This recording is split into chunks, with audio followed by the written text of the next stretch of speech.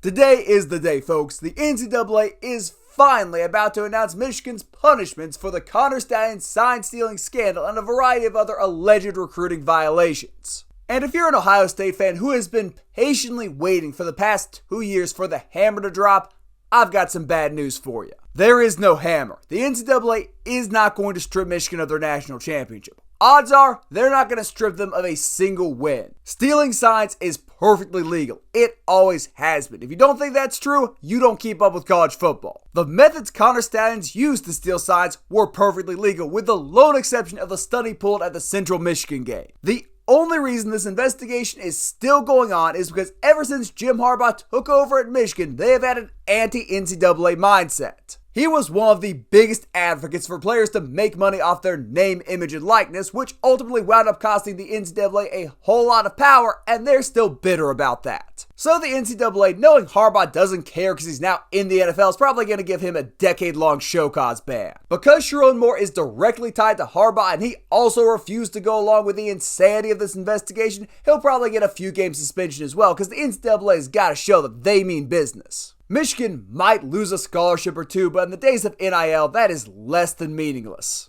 And I really would like to know what the Buckeye Cope is going to be, because this is all they had. They have not been able to properly celebrate their national championship because they've been so busy waiting for the NCAA to come down on Michigan. Now they've got nothing. They're on a 4-game losing streak in the game, they're trailing the all-time series, and their ring has an asterisk next to it because they couldn't beat their biggest rival and pull off an undefeated season like Michigan did the year before. You almost have to feel bad for Ohio State fans because they're about to learn they have wasted the past year of their lives.